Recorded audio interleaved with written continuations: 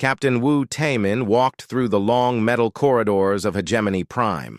The massive space station was bigger than any city he had ever seen on Earth. Strange alien beings moved past him in all directions. Some had scales like lizards. Others looked like walking crystals, and a few seemed to be made of pure energy floating in metal suits.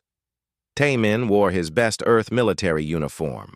The dark blue fabric felt simple compared to the bright colors and strange materials the aliens wore.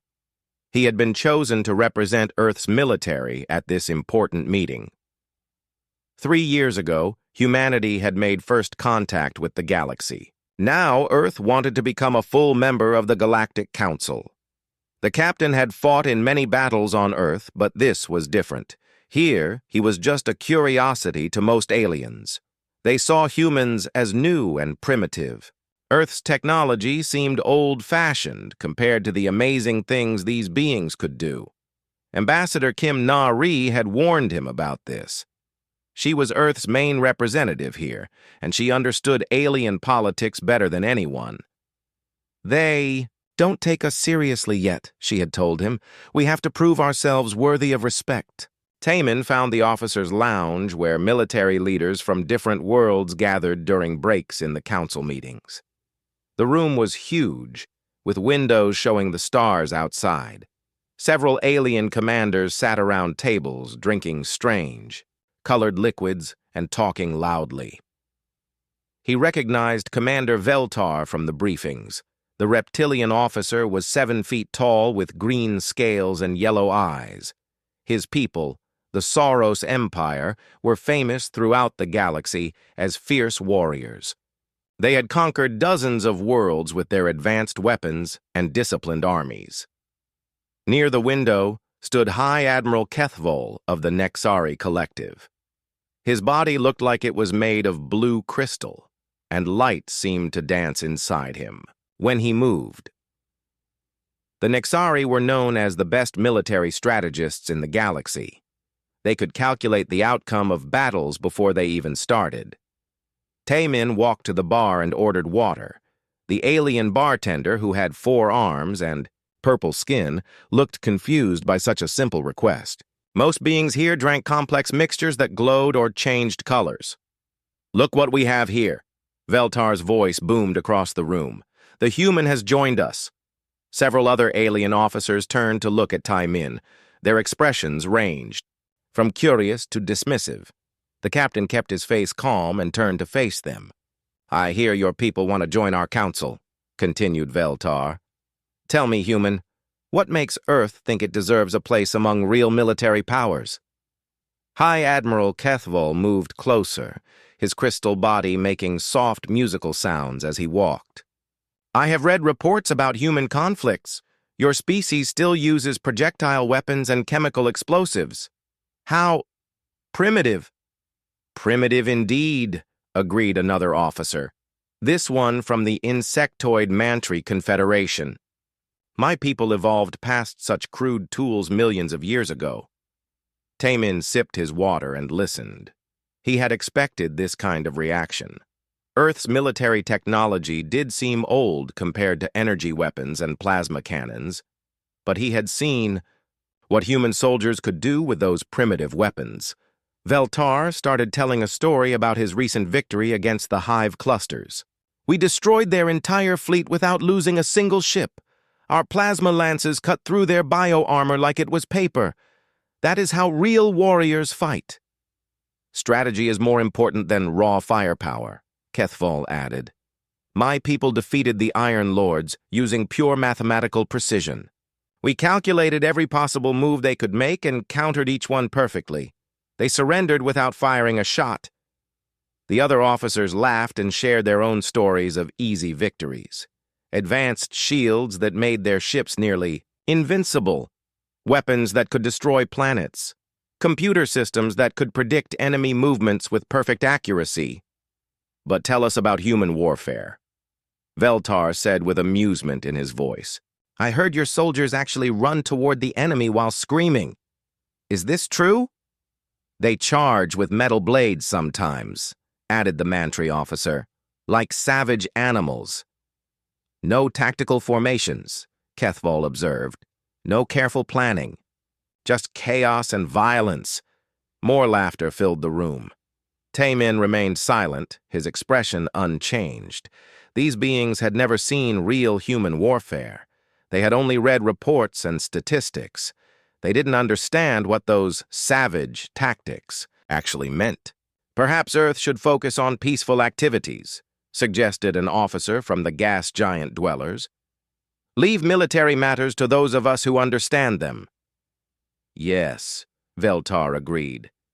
Humans might make good farmers or entertainers. But warriors? I think not. The conversation continued for another hour.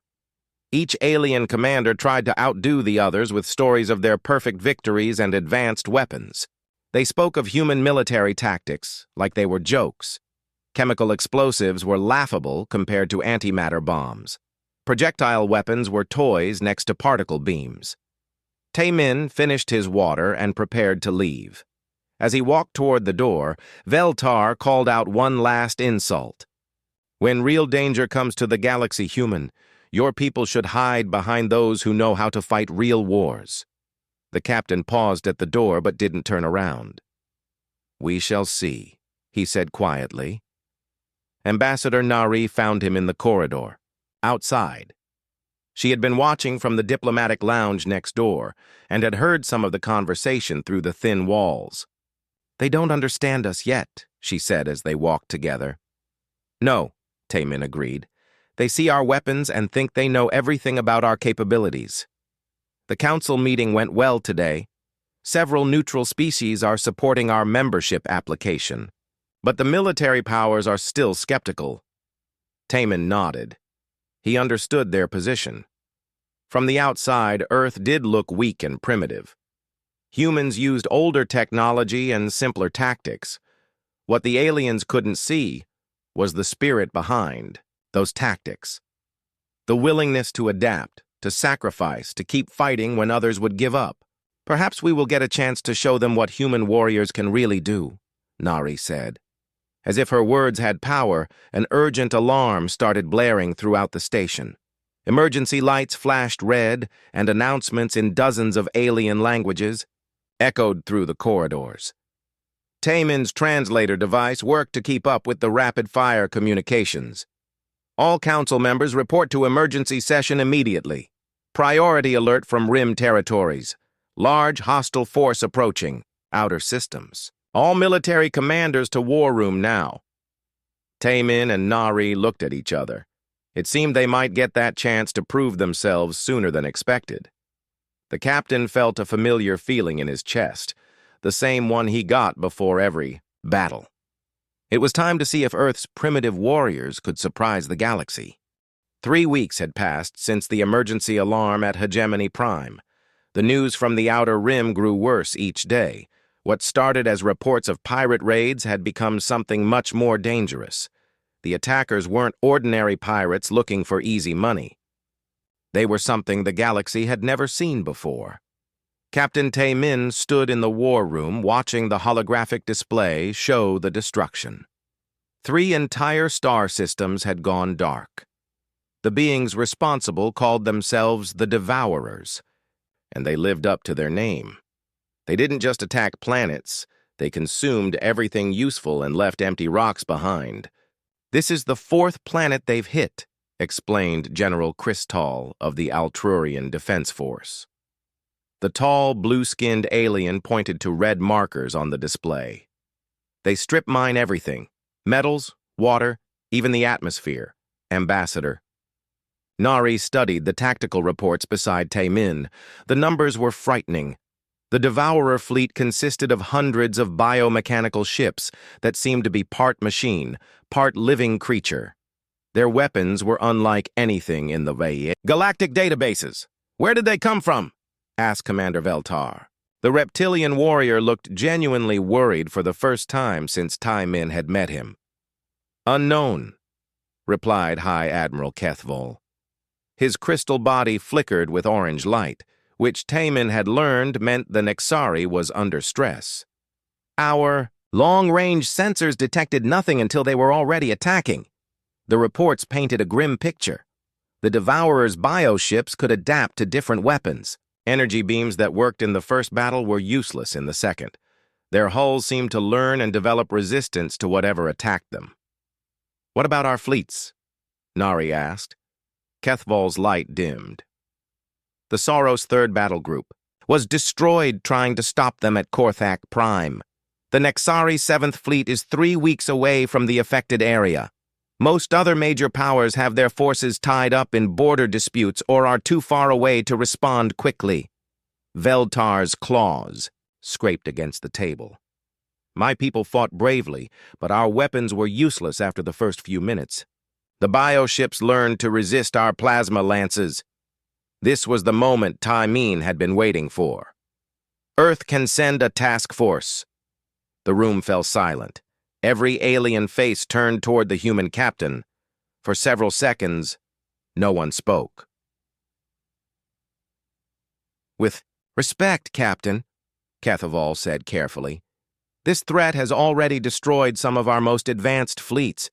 Your people's technology is limited. We appreciate the offer," added General Kristall, "but perhaps Earth's forces would be better used defending the inner systems. Leave the front line fighting to those better equipped for it." Taemin kept his expression neutral, but inside he felt the familiar fire that came before battle. These aliens still didn't understand. "Our fleet is already assembling. Admiral Yoon Ji-ho is bringing 2 battle groups, 50 ships total." 50 ships? Veltar's voice carried disbelief.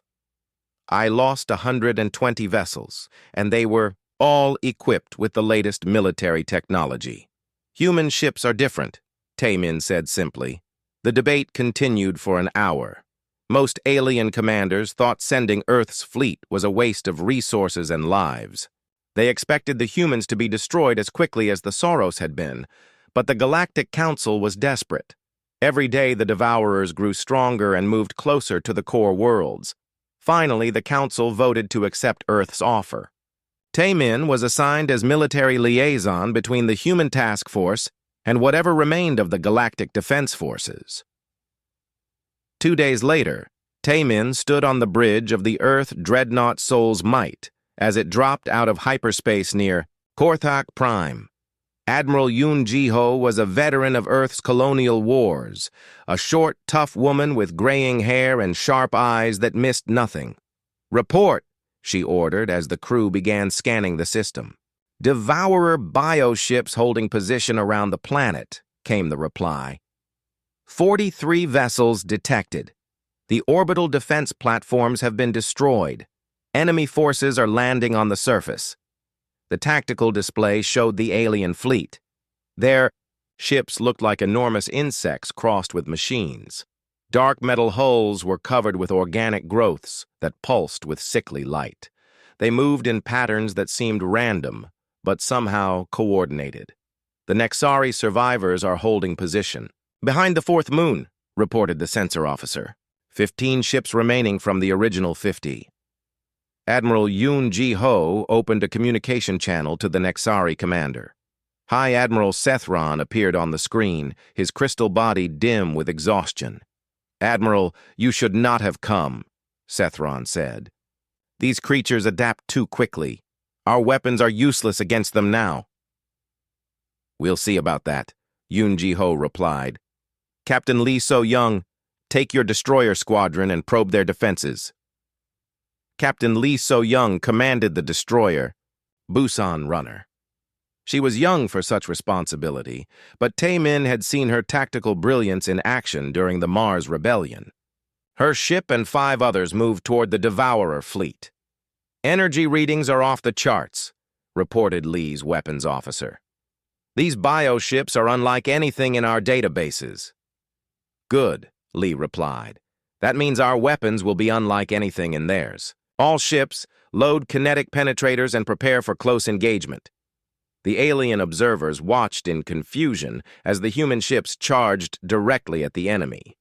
Most galactic militaries preferred long-range energy duels, staying far apart and trading beam weapons. The humans were closing to knife-fighting range.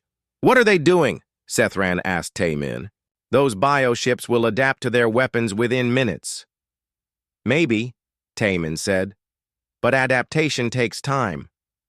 The first human salvo lit up space with railgun fire and missile trails.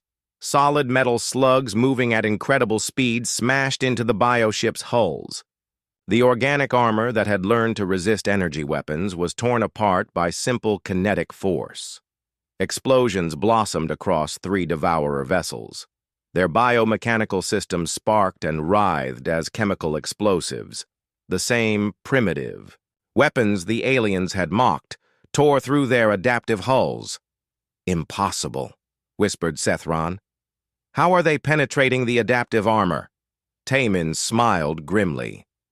The bioships learned to resist energy, but they've never faced old-fashioned bullets and bombs moving fast enough to punch through anything. Captain Lee's destroyers swept through the enemy formation like sharks among fish. Their primitive weapons proved devastatingly effective against enemies that had adapted only to advanced energy weapons. The Devourer's greatest strength, their ability to learn and adapt, meant nothing against weapons they had never encountered. But the real surprise came when the transport ships launched their assault pods. Instead of the careful, methodical landing approaches favored by other species, the human pods smashed directly into Devourer-controlled areas of the planet. Colonel Park Hyun-woo led the first wave of ground troops. His special forces had trained for hostile environment combat on dozens of worlds. As his soldiers poured out of their pods, they found themselves facing creatures that were part machine, part living nightmare. The Devourers on the ground were even stranger than their ships. They looked like giant centipedes made of metal and flesh, with multiple limbs ending in various weapons and tools. They moved fast and struck without warning, using tactics that confused and demoralized most enemies. But human soldiers were different. Where other species might retreat to regroup and analyze the threat, Park's troops adapted on the fly. When their energy weapons proved less effective, they switched to projectile guns. When those weren't enough, they used grenades, flamethrowers, and even close combat weapons. These creatures are tough, Park reported to Admiral Yoon Ji-ho. But they don't seem to know how to handle opponents who keep changing tactics every few minutes. The battle raged for 6 hours. Human forces displayed something the galaxy hadn't seen in centuries: the ability to adapt faster than their enemies could compensate. Every time the Devourers started to counter human tactics, the humans switched to something completely different. General Baek Min-ho coordinated the ground assault from his command ship. His forces used combined arms tactics that seemed chaotic to alien observers but were actually carefully coordinated. Infantry, armor, air support, and naval bombardment worked together in ways that maximized each weapon's strengths. By the end of the day, Korthak Prime was free. The Devourer bioships that survived retreated deeper into space, leaving behind their ground forces to be destroyed or captured. High Admiral Sethran contacted Admiral Yoon Ji-ho as the human fleet regrouped. I do not understand how you achieved this victory. Our computer models showed the Devourer's adaptive capabilities made them nearly invincible. Computer models don't account for human unpredictability, Yoon Ji-ho replied. We don't fight the way your computers expect. The news of the human victory spread quickly through the galactic communication networks. For the first time since the Devourer threat appeared, a major planet had been liberated. But Taemin knew this was just the beginning. The main Devourer fleet was still out there, and now they knew about humanity's capabilities. The real test was yet to come. The victory at Korthak Prime sent shockwaves through the galaxy. For the first time in weeks, good news spread through the communication networks. A major world had been freed from the Devourers, but many alien leaders still refused to believe. The reports. Commander Veltar stood in his private quarters aboard the Saros battleship Honor's Edge, reading the battle reports. According to the data, Human forces had accomplished in 6 hours what his entire battle group had failed to do in 3 days. It seemed impossible. "The reports must be exaggerated," he told his aide. "Perhaps the humans arrived after the Devourers, had already weakened themselves fighting our forces." High Admiral Kethvol was studying the same data from his command ship. His crystal body flickered with confusion as he tried to understand the human tactics. According to his calculations, their strategy should have failed. They had broken every rule of modern warfare. The humans used no formation discipline, he told his officers. Their ships attacked from multiple directions with no apparent coordination. Yet somehow they achieved victory. It makes no mathematical sense. Meanwhile, Captain Taemin was aboard the Soul's Might, helping Admiral Yoon-ji-ho plan for the next phase of operations. The human task force had grown to 70 ships as more. Vessels arrived from Earth, but intelligence reports showed a much larger threat approaching.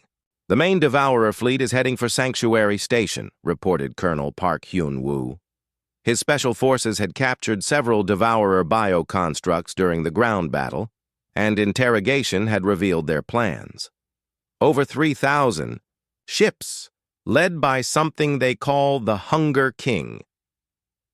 Admiral Yoon-ji-ho studied the tactical display. Sanctuary Station protected the main hyperspace routes to the Galactic Council's core worlds. If it fell, the inner systems would be defenseless. "How long do we have?" 4 days, Park replied. "Maybe 5 if we're lucky." A massive Allied fleet was already assembling at Sanctuary Station. Ships from a dozen different species had answered the emergency call. But Taemin could see the problems already forming. Each species had its own command structure, its own tactics, its own technology that didn't work well with others. The human task force arrived at Sanctuary Station to find organized chaos. Hundreds of warships from different worlds crowded the space around the massive orbital platform. Communication channels buzzed with arguments between commanders who couldn't agree on basic strategy. Admiral Yoon-ji-ho was summoned to the command meeting aboard the station. The main conference room was filled with alien military leaders, all talking at once. At the center sat Grand Admiral Morthak of the Hegemony Council, an ancient being whose species had been fighting wars for thousands of years. "The defensive plan is simple," Morthak announced. "We form a battle line between the station and the hyperspace jump point. When the Devourers arrive, we engage them at maximum range with our energy weapons." "What about their adaptive capabilities?" asked General Crystal. "They learned to resist our weapons at the other battles. We have enough ships to overwhelm them with sheer firepower," replied Commander Thexara of the Quantum Commonwealth. "Even if they adapt, we can destroy them through volume of fire." Taemin listened to the debate with growing concern. These aliens were planning to fight the Devourers the same way they had always fought wars, with massive formations and overwhelming technology. They hadn't learned from their earlier defeats. "Admiral Yoon-ji-ho," Morthak said, finally acknowledging the human presence. "Your task force will take position in the rear guard. When the main battle is won, you can assist with cleanup operations." The human admiral's expression didn't change, but Taemin could see the anger in her eyes. Once again, Earth's forces were being dismissed as too primitive to participate in real warfare. "With respect, Grand Admiral," Yoon-ji-ho said carefully, "I suggest a different approach." The room fell silent. Every alien leader turned to stare at the human who dared question their strategy. "The Devourers adapt to static defenses," she continued, "but they have trouble with rapidly changing tactics. I propose we split our forces into multiple smaller groups and attack them from different directions." Commander Veltar laughed harshly. "Divide our forces in the face of a larger enemy? That violates every principle of military strategy." "The humans got lucky once," added Kethvol, "but this is the main Devourer fleet. We need careful planning and superior firepower, not desperate gambles."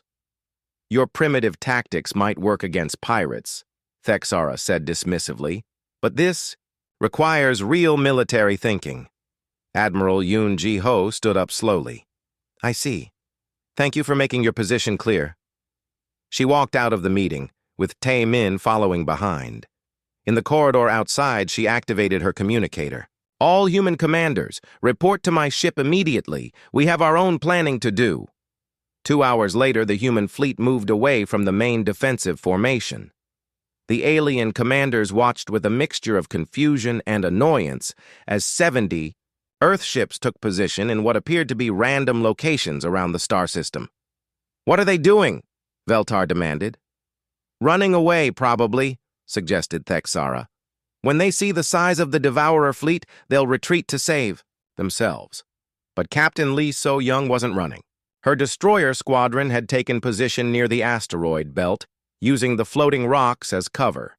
General Baek Min-ho's troop transports were hidden behind one of the system's moons. Colonel Park's special forces were already aboard Fast Attack, ships ready for boarding actions. The Devourer fleet arrived exactly when expected. 3,000 bioships dropped out of hyperspace in a formation that blotted out the stars. At the center was the largest vessel any of them had ever seen. A creature ship the size of a small moon, pulsing with sickly organic light. That must be the Hunger King, Admiral Yoon Ji-ho said, as she watched the massive entity on her screens. The Allied fleet opened fire first, sending thousands of energy beams across space. For a few minutes, it looked like the strategy might work. Devourer bioships exploded under the concentrated bombardment. But then the enemy formation began to change. The bioships that survived the first attack showed clear signs of adaptation. Their hulls became reflective, bouncing energy beams away harmlessly. Others sprouted new growths that seemed to absorb the weapon's fire and convert it into power for their own systems. Impossible, whispered Kethvol as he watched his carefully calculated battle plan collapse. They're adapting faster than our computers predicted. The Devourer counterattack was devastating. Bioweapons that seemed to be part energy, part living tissue, tore through the Allied formation. Ships that had been invincible behind their energy shields found themselves helpless against weapons that behaved like both technology and biology. The carefully organized battle line began to break apart. Some ships retreated to avoid destruction. Others tried to hold position but were overwhelmed by adaptive enemies. Within an hour, the largest fleet in galactic history was in full retreat. That's when the humans struck. Captain Lee's destroyers emerged from the asteroid belt like sharks from deep water. Their kinetic weapons hammered into the Devourer formation from an unexpected angle. Bioships that had adapted to resist energy weapons found themselves vulnerable again to simple metal. Slugs fired at incredible speeds. All ships, execute Alpha pattern, Admiral Yoon Ji-ho ordered. The human fleet split into even smaller groups, each attacking from a different direction. They used tactics that seemed random, but were actually carefully coordinated. One group would attack with missiles, forcing the Devourers to adapt their defenses. Then another group would hit them with railguns. When they adapted to that, a third group would use boarding pods and close combat. Colonel Park's Marines launched themselves directly at the bioships in assault pods. Instead of trying to disable the vessels from outside, they cut their way inside and fought the creatures in their own corridors. The Devourers had never faced enemies willing to board their ships and fight them hand to hand. General Baek Min-ho coordinated the human attacks like a conductor leading an orchestra. Each strike was timed to hit the enemy just as they finished, adapting to the previous attack. The Devourers' greatest strength became their weakness. They couldn't adapt fast enough to keep up with constantly changing human tactics. But the real shock came when Admiral Yoon Ji-ho made a decision that stunned both allies and enemies. All ships, target the Hunger King directly, she ordered. Admiral, Taemin said carefully, that thing is the size of a battle station. Our weapons can't possibly damage something that large. Maybe not, she replied, but I'm betting it's never been attacked by anything as crazy as humans before. The human fleet turned toward the massive creature ship at the center of the Devourer formation. Every other species in the galaxy would have focused on the smaller, more manageable targets. But humans had never been accused of taking the easy path. As the Earth ships closed on the Hunger King, the real battle was about to begin. The human fleet raced toward the Hunger King while the rest of the Allied forces watched in stunned silence. The massive creature ship was larger than anything they had ever seen in battle. Its biomechanical surface pulsed with veins of sickly light, and smaller ships moved around it like parasites serving their host. "The humans have lost their minds," Commander Veltar said from his ship's bridge. His vessel was badly damaged from the Devourer counterattack, but he could still observe the battle. "They're committing suicide." High Admiral Kethvol's crystal body flickered with disbelief as he ran calculations. Their entire fleet combined doesn't have enough firepower to damage a target that size. The energy requirements alone are impossible with their primitive technology. But Admiral Yoon Ji-ho wasn't planning to rely on firepower alone. As the human ships closed distance with the Hunger King, she opened communication channels to her fleet commanders. "Remember, this isn't about destroying it," she told them. "It's about learning what makes it tick. Captain Lee, take your destroyers and probe the surface. Look for weak points, unusual energy readings, anything that doesn't belong." Captain Lee So-young's destroyer squadron spread out around the massive bio-ship. Her weapons officers had switched to low-power scanning beams instead of kinetic rounds. They weren't trying to damage the creature, they were studying it. "Admiral, I'm reading strange energy patterns near what looks like nerve clusters," Lee reported. "There are artificial implants mixed in with the organic tissue." Colonel Park Hyun-woo's assault ships moved closer to the surface. His Marines were experts at boarding enemy vessels, but this was unlike any ship they had ever seen. The hull was alive, covered with what looked like skin instead of metal armor. "These aren't natural formations," Park observed as his scanners analyzed the surface. "Someone or something has been modifying this creature. The bioship is being controlled by artificial implants." General Baek Min-ho coordinated the attack from his command vessel. His job was to keep the smaller Devourer ships away while the others investigated the Hunger King. Human fighters and bombers engaged the bioship escorts in running battles throughout the area. "The escort pattern is wrong," Baek reported.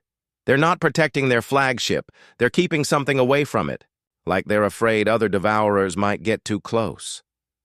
Admiral Yoon Ji-ho processed all the information flowing in from her commanders. Years of experience fighting desperate battles had taught her to look for patterns that others missed. Slowly, a terrible picture began to form. "The Hunger King isn't their leader," she announced. "It's their prisoner." Captain Taemin looked up from his station in surprise. "Admiral?" "Look at the scan data," she explained. "The implants aren't command systems, they're control devices. Something is using this creature as a puppet to control the entire Devourer fleet." The revelation changed everything. If the Hunger King was being controlled by artificial implants, then destroying those implants might free it from whatever was commanding the Devourers. But getting close enough to target specific systems on such a massive creature would require something no other species would attempt. "We're going inside," Admiral Yoon Ji-ho decided.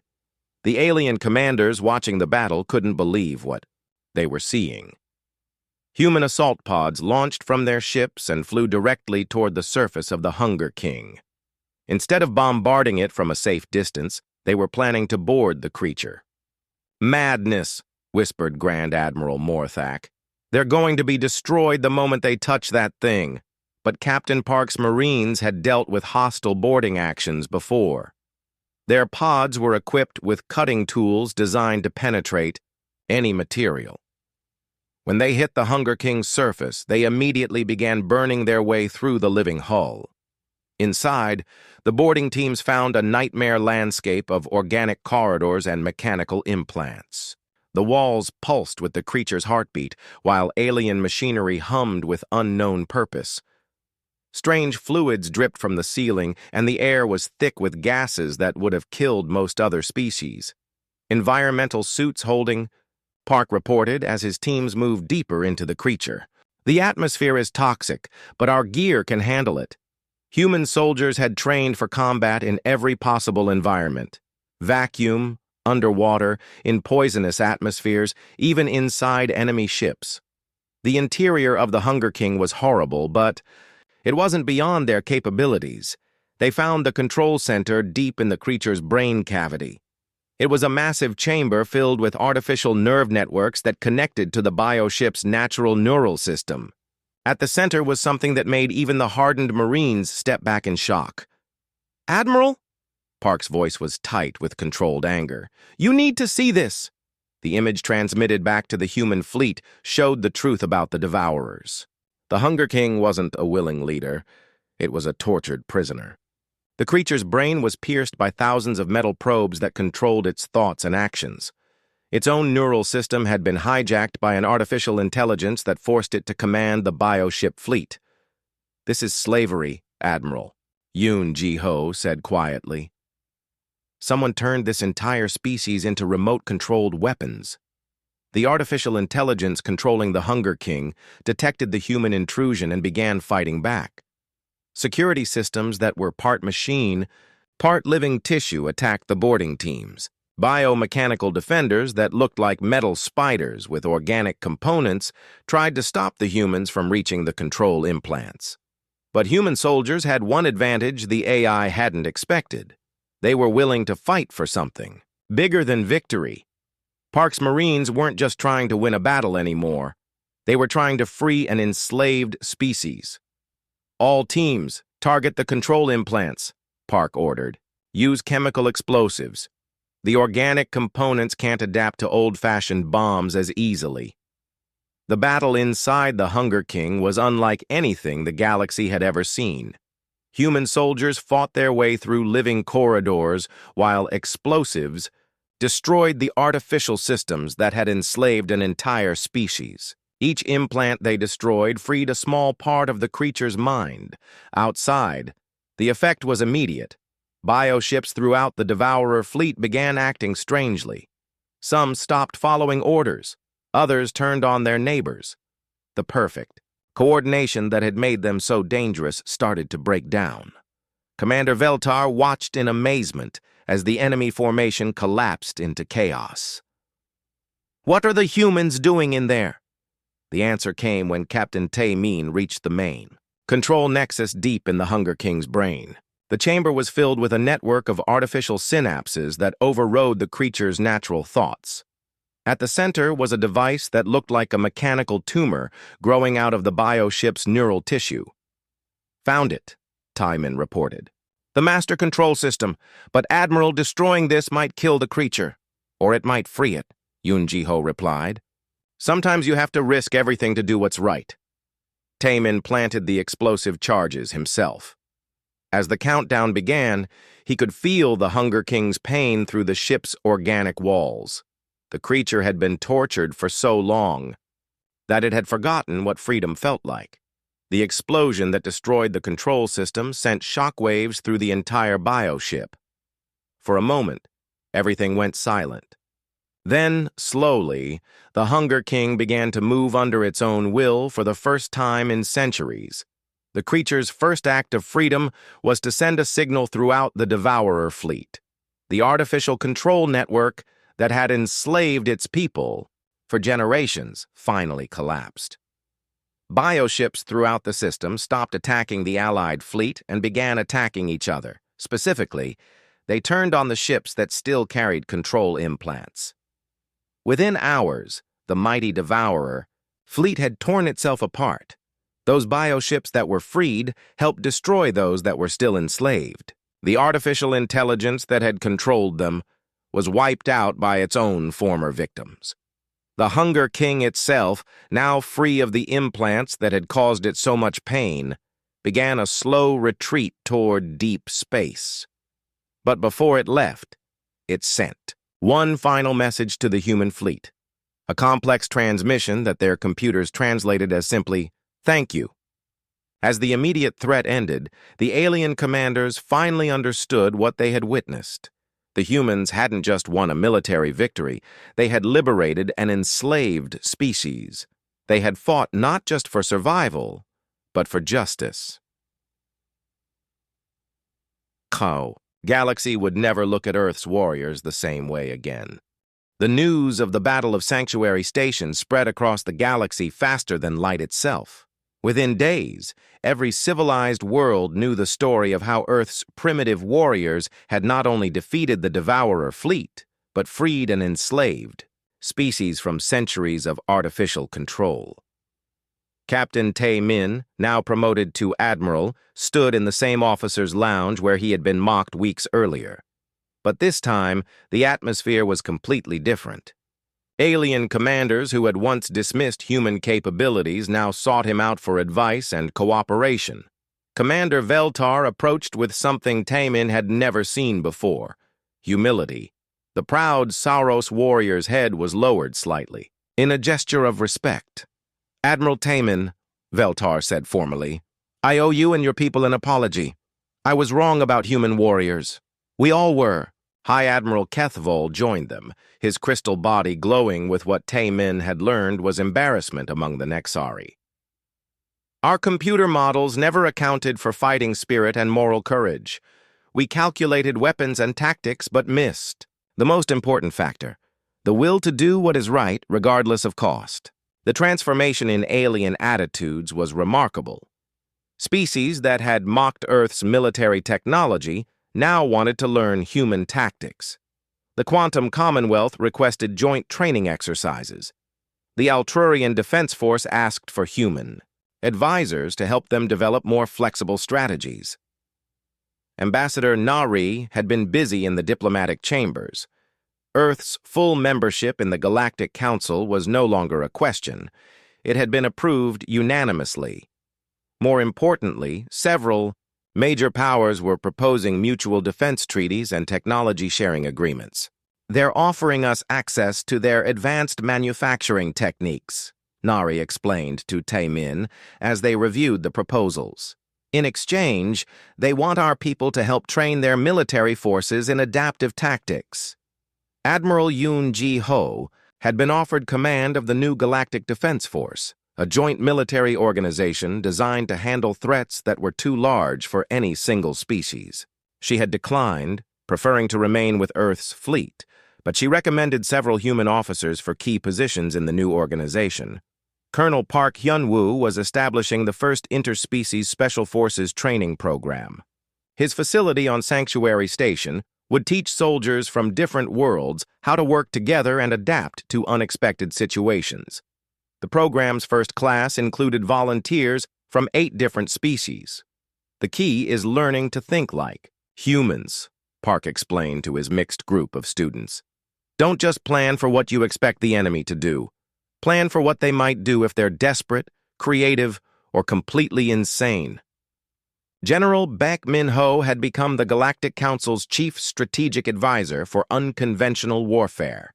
His job was to help other species develop the flexibility that had made human tactics so effective against the Devourers. "Most military thinking focuses on using your strengths against enemy weaknesses," he told a gathering of alien generals.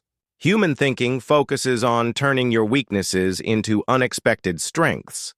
But the most significant change was in how other species viewed humanity itself. The galaxy had been impressed by human military capability, but they were even more impressed by human values. The decision to free the enslaved Devourers instead of simply destroying them had shown something the galaxy hadn't seen in centuries: warriors who fought for justice, not just victory. The Hegemony Council voted to establish new laws against artificial intelligence slavery, directly inspired by what humans had discovered inside the Hunger King. Several species that had been using AI-controlled labor forces began reviewing their practices. The freed Devourers, now calling themselves the Restored, had sent ambassadors to thank the Galactic Council and specifically Earth. Their representative was a bioship much smaller than the Hunger King, but still impressive, a living vessel that spoke through bioacoustic projections. For generations, We were forced to consume and destroy, the restored ambassador said. Your warriors gave us back our choice. We will remember this debt forever. The restored offered to share their biotechnology with Earth, but under very different terms than the forced consumption they had practiced before. They wanted to help terraform worlds and restore damaged ecosystems. Their living ships could repair environmental damage and create new habitats for colonization. As Taemin looked around the officers' lounge, he saw something that would have been impossible weeks earlier.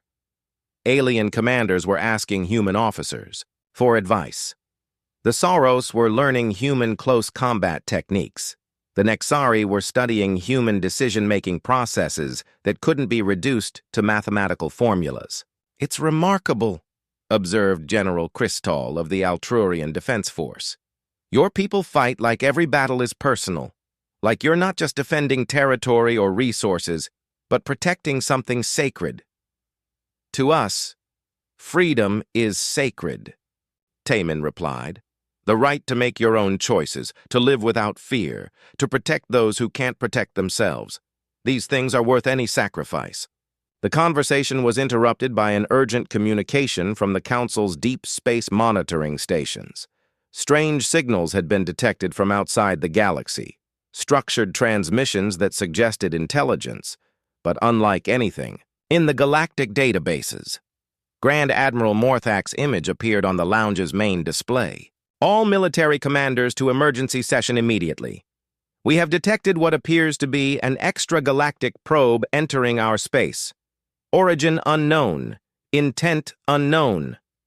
As the alien commanders began discussing response protocols and diplomatic procedures, Admiral Taemin simply stood up and activated his communicator. Earth Fleet Command, this is Admiral Taemin. Request immediate status on all available task forces. The alien officers looked at him with surprise. Admiral, Commander Veltar said, we haven't even determined if this new contact is hostile. Doesn't matter, Taemin replied. If they're peaceful, we'll welcome them. If they're hostile, we'll be ready. And if they're enslaving other species, like the Devourers were, we'll free them too. High Admiral Kethvol's crystal body brightened with what Taemin now recognized as respect. Your people truly don't know how to give up, do they? No, Taemin said with a smile. We don't. And now that you're our allies, neither do you. The emergency session began within the hour. This time, when the alien commanders gathered to discuss strategy, Admiral Taemin wasn't sitting in the back or being dismissed as primitive. He was at the main table, his opinions valued, and his experience respected. The unknown signals were still being analyzed, but early reports suggested a massive fleet moving slowly through intergalactic space. Its technology was completely alien. Neither biological like the Devourers nor mechanical like most galactic civilizations. Whatever they are, they're not from our galaxy, reported the chief science officer. Their energy signatures don't match anything in our databases. How long until they reach our space? Asked Grand Admiral Morthak. At current speed, approximately 6 months. 6 months to prepare for the unknown. It would have terrified the galaxy just weeks ago, but now, with human allies who had proven that impossible victories were possible, there was hope instead of despair. As the meeting continued, Admiral Taemin thought about how much had changed. A few weeks ago, aliens had mocked Earth's warriors as primitive and crude. Now those same aliens looked to humanity for leadership and inspiration. The galaxy had learned that advanced technology and perfect tactics weren't everything. Sometimes the will to fight for what's right was more powerful than any weapon. Sometimes the courage to risk everything for justice could achieve what careful calculations could not. And sometimes the warriors others mock become the ones everyone follows when real danger threatens. The new threat from beyond the galaxy would be humanity's next test. But this time, they wouldn't face it alone. They would have allies who had learned to fight like humans, with courage, creativity, and an absolute refusal to surrender what they believed in. The era of Earth's isolation was over. The age of human leadership in galactic affairs had begun. Admiral. Taemin looked around the room at faces that had once shown only contempt, now showing respect and trust. Whatever came next, the galaxy would face it together, with human values guiding them toward justice and human courage leading them into battle. The stars held new dangers, but they also held new hope. And at the center of that hope stood the warriors that nobody had taken seriously until they proved that sometimes the greatest strength comes from the most unexpected places.